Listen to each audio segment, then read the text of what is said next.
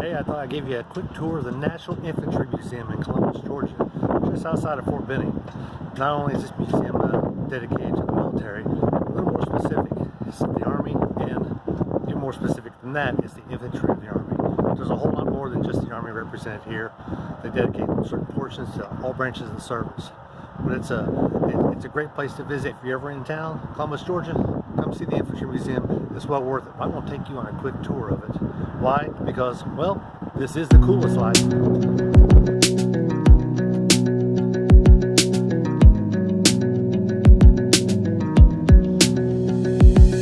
you first come in, you're greeted by this behemoth of a monument here. Alongside of two really nice cannons.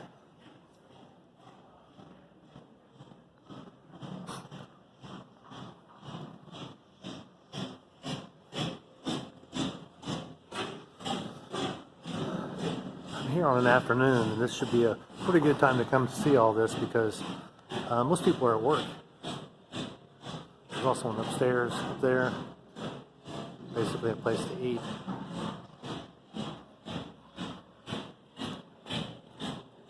But what's really nice is this portion here.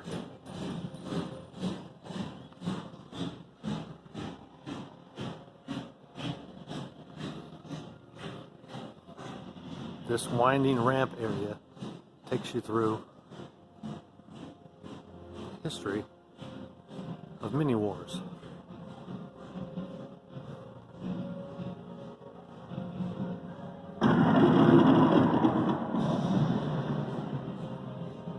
Right there.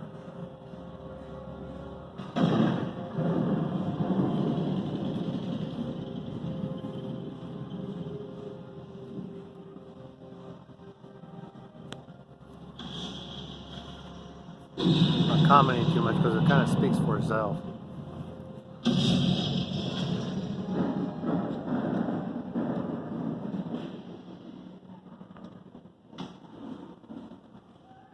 As you can see, they've really done a good job with everything in here. This is the main area. Downstairs, which we will see, they've got a breakout of each of the wars, each of the major wars, I should say.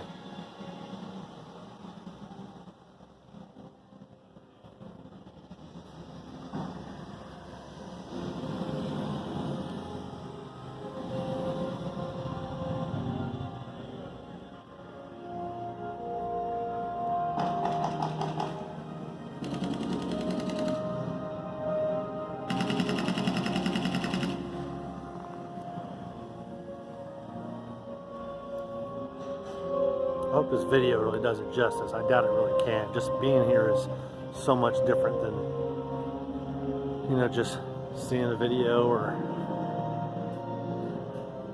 looking at a website with a bunch of pictures.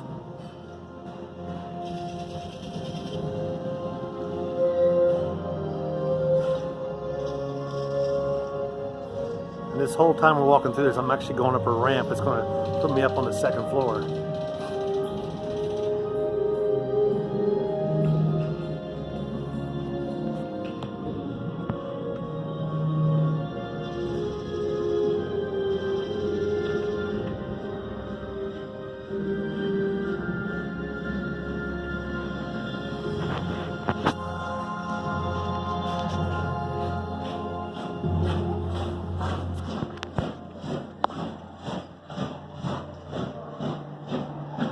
A little more through Fort Benning and some of the things they do here on post.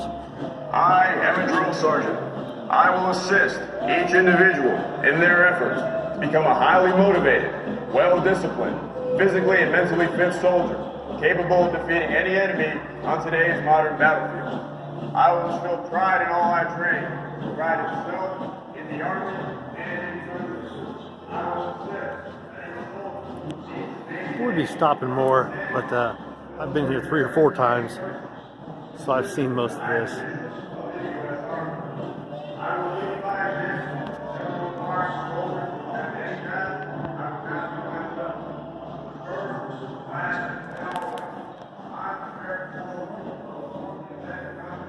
Looks like part of this is missing, but actually it's not. This was built so they could stay as close to the ground as possible. They would actually lay down and control these, just like the picture depicts.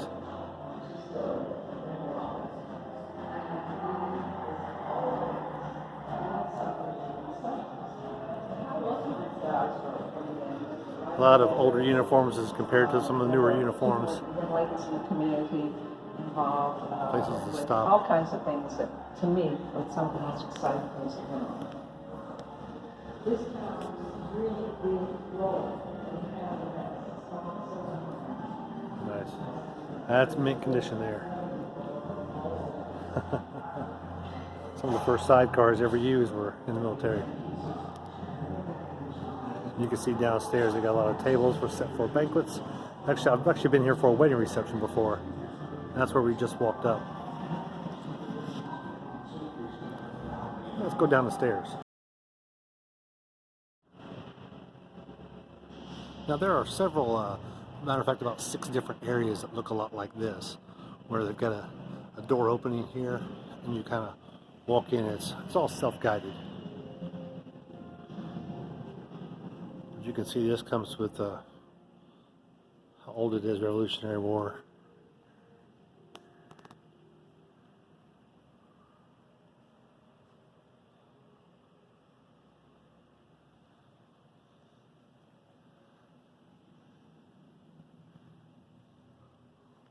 Lots of big murals. I like the contrast where they give you someone that's life size, that's dressed up in all the regalia.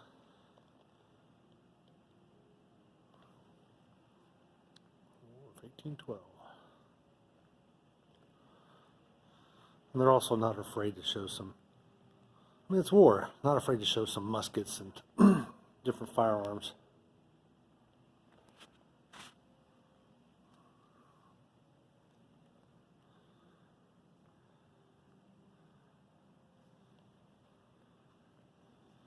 We've got some older flags here that are original flags. They actually tell you no flash photography.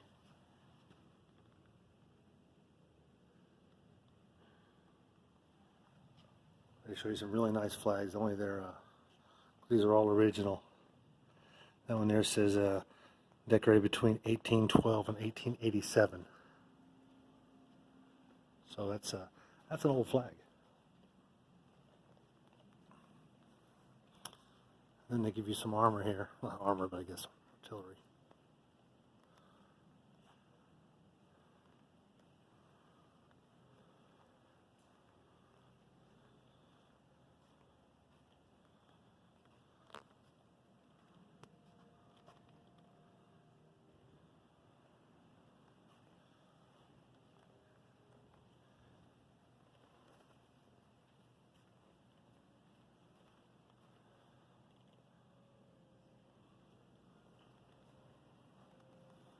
There's also a few oil paintings.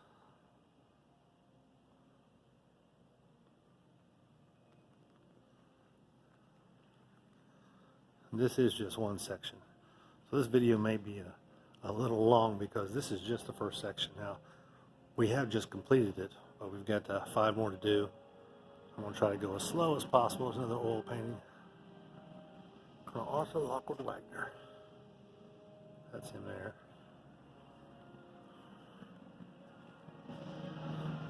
So there's the others over there. So this is gives you some dates as far as some different things that happen.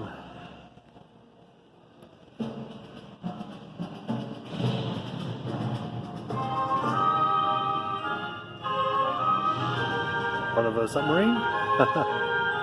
Could be the side of a ship, huh?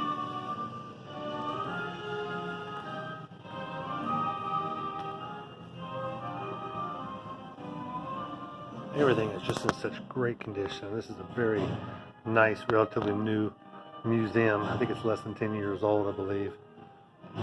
So everything is in really great shape, and they do a good job maintaining everything in this museum. All the smaller stuff they keep covered up so that you can't wash. Not just that you can't touch them so much as it reduces the amount of dust. It's a lot easier to dust a square top than it is all these little bitty items.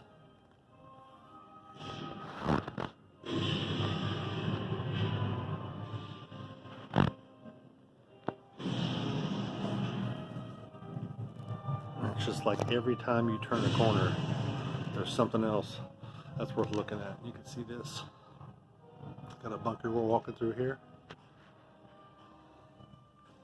along with the display of patches on the western front.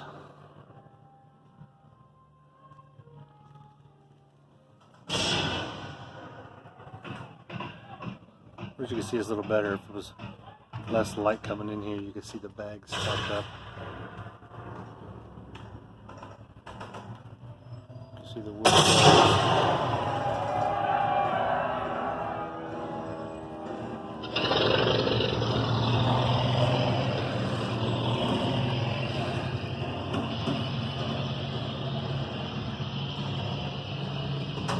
Really gives you an idea of being down in a ravine.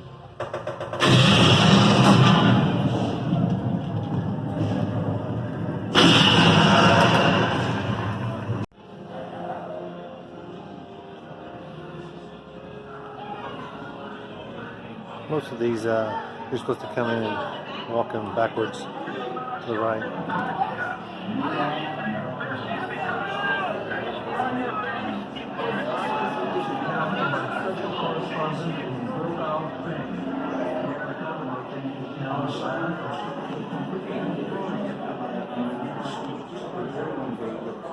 Launching the greatest amphibious attack in military history on D-Day. The stormy sea tosses, often capsizes landing craft. Soldiers struggle through the surf, braving murderous German fire as they fight for a foothold on Omaha and Utah beaches. This is a nice round globe looking thing. Nearly It's actually 5,000 troops die on D-Day. So the angled, U.S. Army infantry and angled like the US Earth and is. Allied forces can destroy Angled just Hitler and free Europe. kind of a round shape. The Russians are forcing the Germans out of Russia and now back through Poland. But for the American military, it continues to be a war on two sides of the world. Just 9 days after Normandy, Army and Marine divisions storm ashore on Sunday. Within weeks,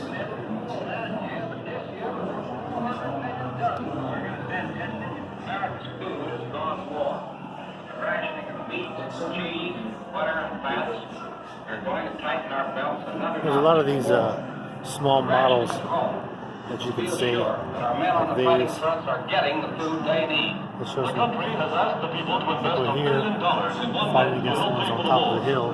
Hollywood's most And someone's famous even movie star further back leaves the film capital to help the government inside sell of there. more bonds. And how that crowd lines up to buy bonds for their favorites. They buy knowing that every dollar invested helps send more planes, tanks, and ships to the United Nations. This is the people's way of saying, from the home front to the battlefront. Got a really nice Jeep from sitting in movie here. stars to sales clerks, America's 130 million citizens are in the war.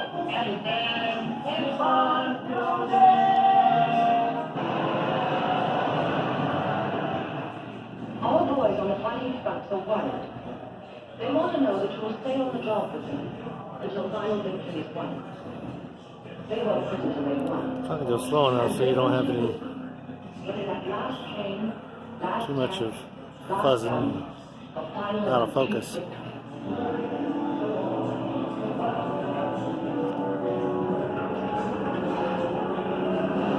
Every now and then you come up on a small room like this within the rig rooms.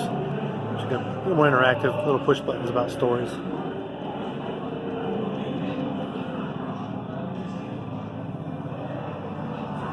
Here's another one with the ruins. They've done a really good job with. You can see down in the holes. I don't see anything there. I have other people here with me. I'll have one of them put their head up to it on the other end, and we stare at each other through the hole. It's a really good artist rendering of the destruction.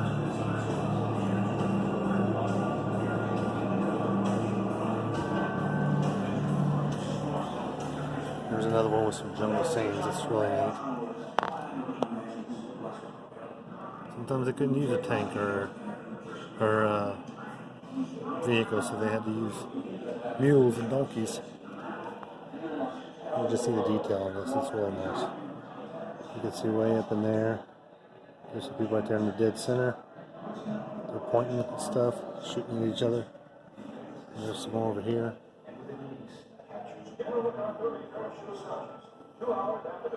Hard to see any with all this foliage.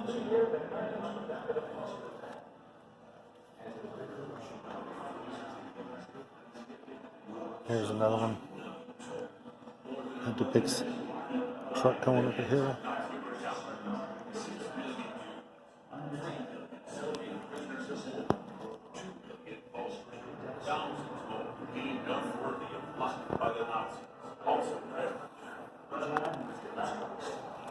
Genocide.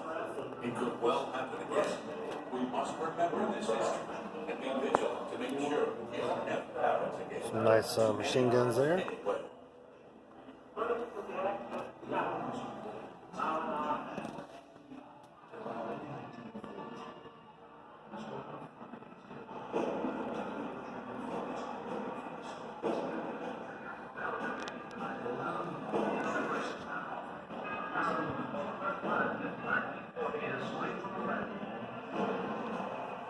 The third run. Now you can see why I really wanted to bring you through here. Take a look at some of this. It's really neat. Some of the displays are a little larger than others and go a little more detail. You could easily spend 2 or 3 hours.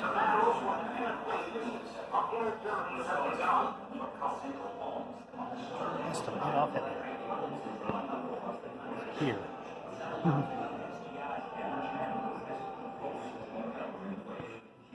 General MacArthur returns to his army. World's 2 War. hours after the first wave hit Lingayen Beach. 2 years and 9 months after the fall of the West. Nice forms.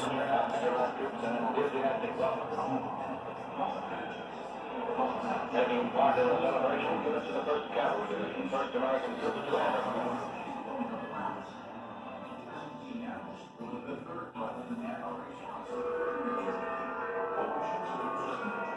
Ladies and gentlemen, the President of the United States.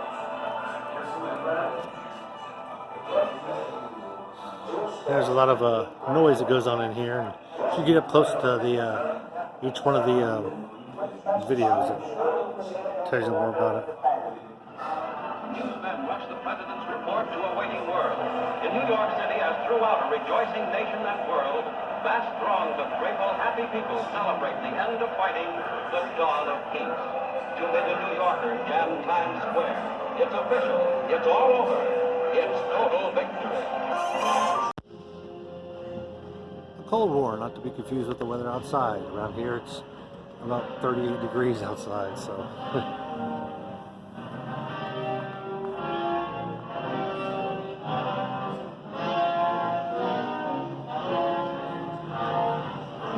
A shadow has fallen upon the field narrated like this by the Allied victors. Nobody knows what Soviet Russia and its Communist International Organization intends to do in the immediate future. As World War II ended, the Cold War, so-called, began. But it would not be a Cold War for U.S. soldiers.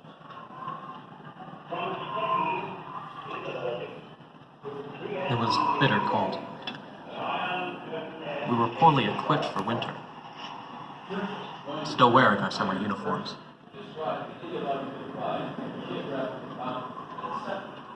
Our sleeping bags were the wool blanket mummy bags. Cut the bottoms off, cut holes for our arms, and wore them until part differential. That's a big good sized mortar.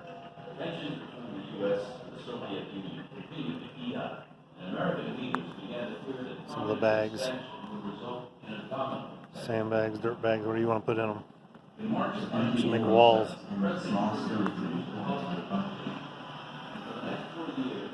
Scrubs poured everything from the shattered trees, empty ammo boxes, sea ration cardboard covers, anything that would burn.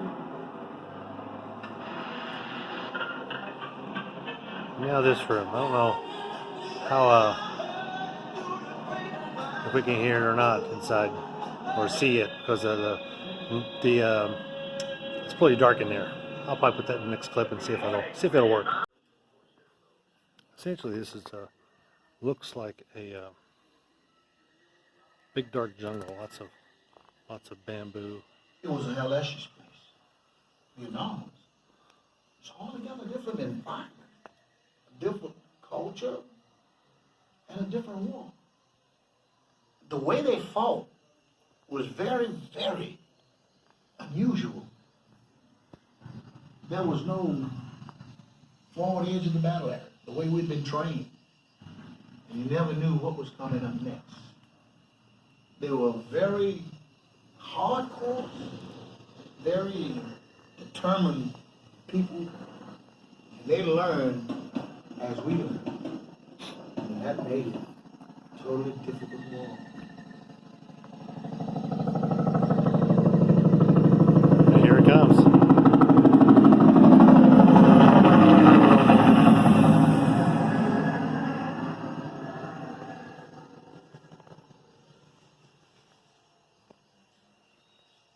We've been going all morning and all afternoon. And all of a sudden, one of the men in the company stepped on a mine. There you are, all day, sort of going along. Exhausted from the heat, exhausted from moving along, checking, wondering if you were going to run into something. By the middle of the afternoon, this tiredness is taking over your body, and all of a sudden something dramatic like that happens, and it just sort of unnerves you. We called a medevac chopper, and they took away the guy's body. And then we just started walking again. Like nothing had happened. It was like a surreal existence. Mm-hmm.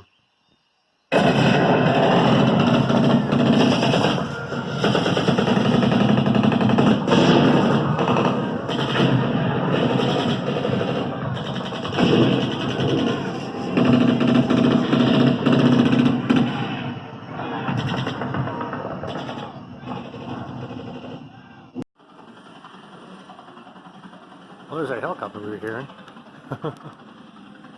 Well, sort of. It's funny, for so long, even when I was in the service, your camouflage was more like this color. And then as you get in the desert, they realized that that color was not good in the desert. This OG green and all the different colors here, all the different patterns that you have here, it just wasn't good for desert. So they come up with the desert camo.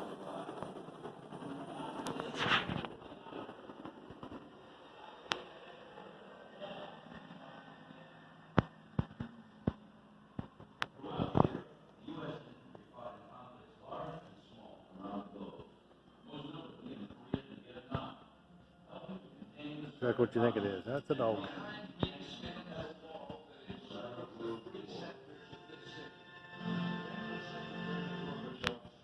If you seek peace, come here to this gate. Mr. Gorbachev, open this gate. Mr. Gorbachev, tear down this wall.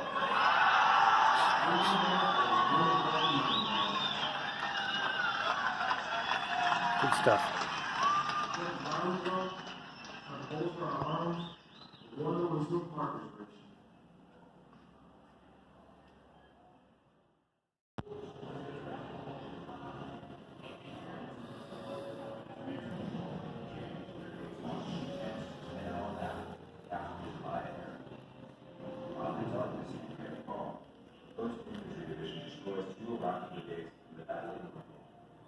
And joins in the assault on the remaining of New York. The 101st Airborne uses Black Hawk helicopters to lift the brigade east in preparation to cut Highway 6. The plan is delayed, but Apache helicopters are sent to control the highway.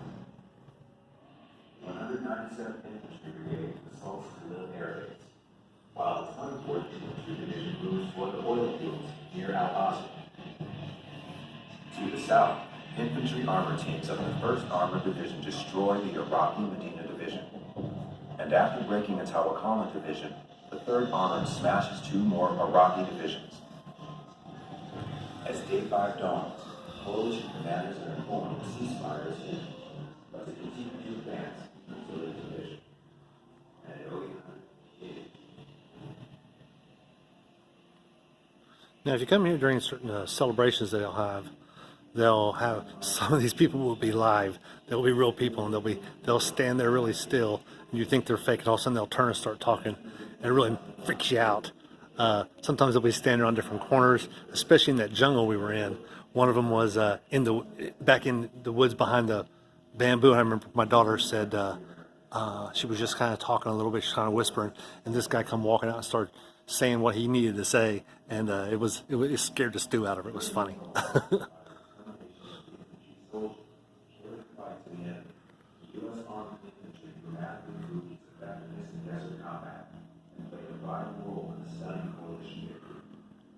Desert Storm took only 4 days and 4 nights, 100 hours, to liberate Kuwait from its invaders. For Sergeant.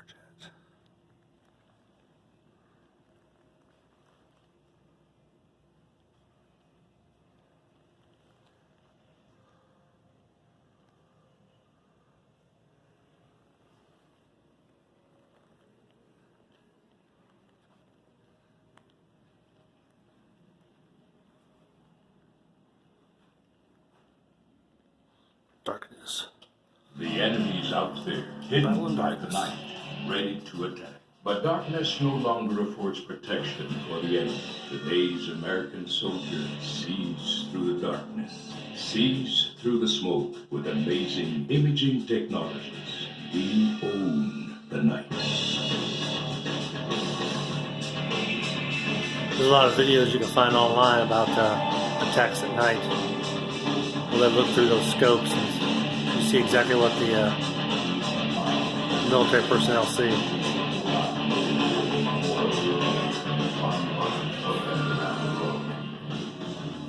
When Iraqi dictator Saddam Hussein refused to withdraw, a UN-sponsored coalition launched massive airstrikes against Iraqi targets. And 6 weeks later, Again, there's just so much. Every time you turn a corner, there's something really cool you want to read or look at. just before dawn, 700,000 coalition soldiers from 28 countries wait to attack along the 100-mile front in the Saudi Arabian desert. At 4 a.m., the assault begins. Under the U.S. 18th Airborne Corps, the French 6th Division, with the I've just got just one more to show you. strikes to the west, racing towards Al-Salam Airfield, 90 miles inside Iraq. In the east, the 1st, or Tiger Brigade, 2nd Armored Division, reinforces Marine soldiers for the day.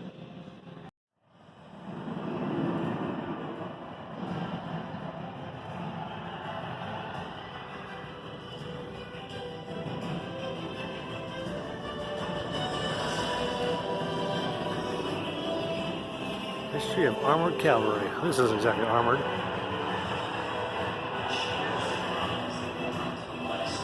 Give it a full-size horse, though.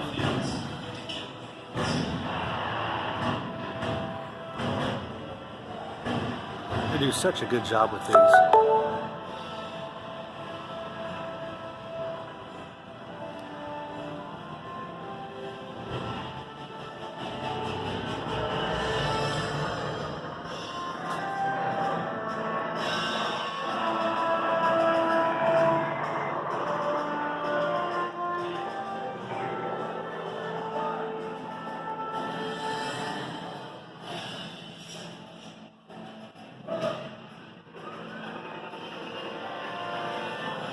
Of course, is the German hats. You can see the extra protection here.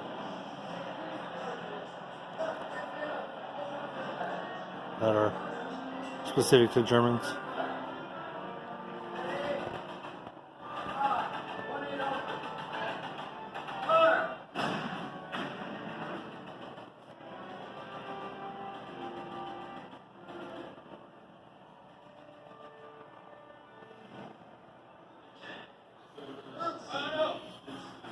And Fort Benning is actually home to the Army Maneuver Center of Excellence. So They like their cavalry here.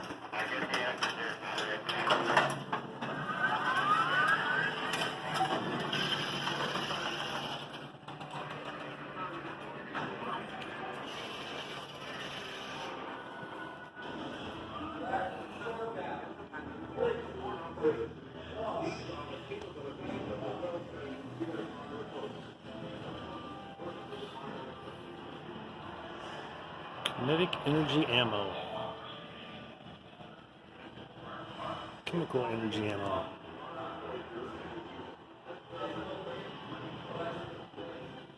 That's some thick metal. Desert Storm, I'm a little partial to that one myself. I served during Operation Desert Storm.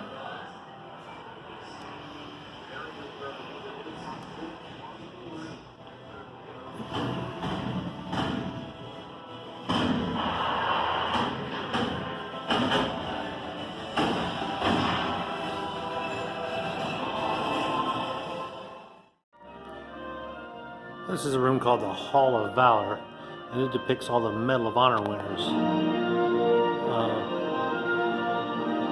Most of these are Army. There are some other branches of the military here. There's not many that were in the Air Force. There were only like, there were 5 that we had to study while going through basic training that were enlisted. There's several others that were officers.